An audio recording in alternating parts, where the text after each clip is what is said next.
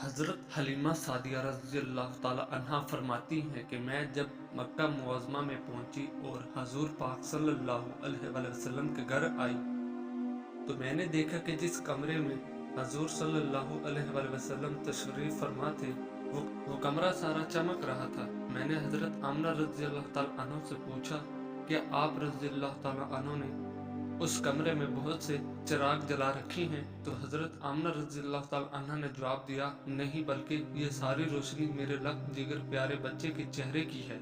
حلیمہ رضی اللہ تعالی عنہ فرماتی ہیں، میں اندر گئی تو حضور صلی اللہ علیہ وسلم کو دیکھا کہ آپ سیدھے لیٹے ہوئے سو رہے ہیں اور اپنی مبارک ننھی انگلیاں چوس رہے ہیں۔ میں نے آپ صلی اللہ علیہ وسلم کا حسن جمال دیکھا تو فریفتہ ہو گئی اور حضور صلی اللہ علیہ وسلم کی محبت میرے بال بال میں رچ گئی۔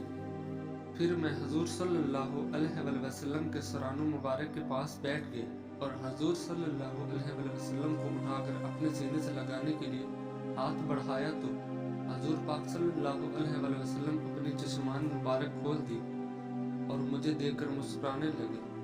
اللہ اکبر! میں نے دیکھا کہ اس نور بھرے منہ سے ایک ایسا نور نکلا جو آسمان تک پہنچ گیا۔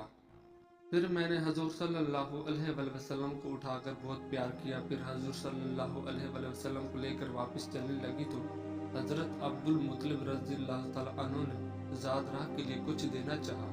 میں نے کہا، حضور پاک صلی اللہ علیہ وسلم کو پا لینے کے بعد اب مجھے کسی چیز کی ضرورت نہیں۔ حضرت حلیمہ رضی اللہ تعالی عنہ فرماتی ہیں، جب میں اس نعمت عظمہ کو گود میں لے کر باہر نکلی تو مجھے ہر چیز سے مبارکباد کی آوازیں آنے لگی کہ اے حلیمہ رضی اللہ تعالی عنہ، رضاعت محمد صلی اللہ علیہ وسلم کی تجھے مبارک ہو۔ پھر جب میں اپنی سواری پر بیٹھی تو میری کمزور سواری میں بجلی جیسی طاقت پیدا ہو گئی کہ وہ بڑی بڑی تمنا اونٹنیوں کو پیچھے چھوڑنے لگی۔ سب حیران رہ گئے کہ حلیمہ رضی اللہ تعالی عنہ کی سواری میں یکدم یہ طاقت کیسے آ گئی؟ تو سواری خود بولی، میری پشت پر اولین و آخرین کے سردار محمد صلی اللہ علیہ وسلم سوار ہیں۔ انہی صلی اللہ علیہ وسلم کی برکت سے میری کمزوری جاتی رہی اور میرا حال اچھا ہو گیا۔ تنگ دستی سے نجات کا عمل۔ آج آپ کے سامنے ہر قسم کی بیماری، پریشانی، رکاوٹ اور گھر میں خیر و برکت کے حوالے سے کچھ خاص اعمال بیان کروں گا۔ یہ تنگ دستی سے نجات کا عمل ہے۔ فجر کی نماز کے بعد باوضو ہو کر اول و آخر 3 بار درود شریف پڑھیں۔ اس کے بعد 1 مرتبہ سورۃ یاسین، سورۃ مزمل پڑھیں۔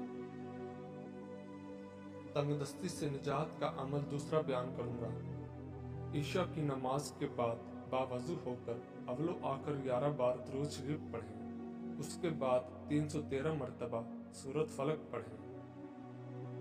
سورۃ فلق کا وظیفہ جمعرات، جمعہ اور ہفتے کے دن یہ عمل کرنا ہے، تو مہینے میں کل 4 دفعہ یہ عمل ہوگا۔ سورۃ فلق کا وظیفہ اور ہفتے 1 بار کریں گے، مہینے میں کل 4 مرتبہ۔ اور سورۃ یاسین اور سورۃ مزمل جو آپ نے روزانہ نماز فجر کے بعد پڑھنی ہے، وہ روزانہ کی بنیاد پہ عمل کرنا ہے۔ میرے پیارے بھائیوں اور بہنوں، یہ تنگ دستی سے نجات کا عمل ہے۔ اللہ پاک آپ کو بھی رزق عطا فرمائے گا۔ بے غما جگہ سے رزق کے دروازے کھلیں گے، خیر و برکت ہوگی۔ گھر میں پریشانیاں، بیماریاں، تکلیفیں ہیں، وہ دور ہوں گی۔ چھلکا اسبگول، زعفران، سونف اور کلونجی کو باریک پیس کر چنے کے برابر گولیاں بنا لیں۔ رات کو سوتے وقت 1 گولی ہمراہ نیم گرم دودھ کھائیں۔ 3 ہفتے تک استعمال کریں اور ہم بستری والی رات 1 گھنٹہ قبل استعمال کریں۔